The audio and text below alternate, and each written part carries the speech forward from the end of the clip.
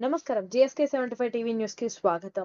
నేటి తరానికి చాకలి ఐలమ్మ స్ఫూర్తి జయంతి వేడుకల్లో మాజీ ఎమ్మెల్యే గండ్రా చాకలి ఐలమ్మ జయంతి సందర్భంగా భూపాలపల్లి జిల్లా కేంద్రంలో చాకలి ఐలమ్మ విగ్రహావిష్కరణ జయంతి వేడుకల్లో పాల్గొని విగ్రహానికి పూలమాల వేసి నివాళులర్పించి జోహార్ చాకలి ఐలమ్మ అంటూ నినదించిన భూపాలపల్లి మాజీ ఎమ్మెల్యే గండ్రా వెంకటరమణారెడ్డి.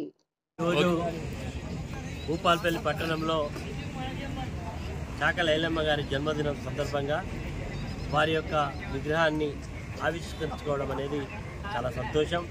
ఎందుకంటే ఆ రోజు కనీసం ఒక మాట ఎత్తాలంటేనే ఆ రోజు ఉండేటువంటి భూస్వాములు, పెత్తందారులు, నిజాంకు అనుకూలంగా ఉండేటువంటి వ్యక్తులు వ్యవహారం వారి యొక్క డైరెక్షన్ మేరకే అంతా కూడా జరిగేది. కానీ ఒక సాధారణమైనటువంటి పేదరికంలో పుట్టినటువంటి ఒక మహిళ ఆ రోజు తెలంగాణ ప్రాంతంలో ఒక్కొక్క వ్యక్తికి 10,000 ఎకరాలు, 20,000 ఎకరాలు, 1,00,000 ఎకరాలు, 2,00,000 ఎకరాలు అలాంటి పరిస్థితి ఉండేది. ఈరోజు విష్ణూరు రామచంద్రారెడ్డి అనేటువంటి ఒక భూస్వామి, ఆయన భారతదేశానికి స్వాతంత్రం వచ్చేటువంటి చివరి అంకంలో భారతదేశానికి స్వాతంత్రం వచ్చిన తర్వాత వస్తున్నటువంటి సందర్భంలో మనకు అర్థమైపోయింది, మన చేతిలో ఈ వ్యవస్థ ఉండదు, దేశానికి స్వాతంత్రం వస్తుంది, నిజాంకు వ్యతిరేకంగా కూడా పోరాటాలు జరుగుతున్నాయి అనేటువంటి సందర్భంలో నిజాము అనుకూలంగా ఉండేటువంటి వ్యక్తులు ఆ రోజులలో ఎవరైతే ప్రజాస్వామ్యం కావాలి, భారతదేశంలో విలీనం కావాలని ఎవరైతే ముందుకొచ్చిందో వారి మీద వారి ఆస్తులను తగలబెట్టడం, వారి యొక్క మానాలను చేర్చడం, అదేవిధంగా రజాకర్లతో చేతులు కలిపి మరి చాలా ఇబ్బందులు గురి చేసినటువంటి సందర్భం. అయినప్పటికీ కూడా ఒక మహిళ వీరత్వంతో మరి ఆనాడు ఒళ్ళు నడుముకు చుట్టి గొడవలు చేతబట్టి పోరాటం చేసినటువంటి నాయకురాలు చాకలి ఐలమ్మ గారు. నేటి తరానికి ఆమె ఒక స్ఫూర్తి.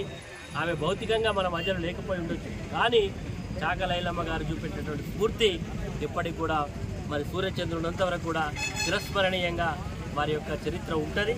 కాబట్టి ముఖ్యంగా రజక కులంలో పుట్టినటువంటి ఆమె ఈరోజు మా రజక సోదరులందరికీ కూడా ఒక స్ఫూర్తిదాయకంగా ఉన్నది. ఆమెను ఈరోజు మనందరూ కూడా ఒక ఆకులమే కాదు, ఎవరైనా ఆమెను కీర్తించాల్సినటువంటి అవసరం ఉంది. ఈరోజు ఆనాడు నిజాం వ్యతిరేకంగా పోరాటం చేసినటువంటి అనేక మందులు చాలామంది ఆత్మ బలిదానాలు చేసుకున్నారు. మన ప్రాంతానికి ఒక చరిత్ర ఉంది. పరక్కాలలో 2వ జలియన్ వాలా బాగ్గా పేరుగాంచింది.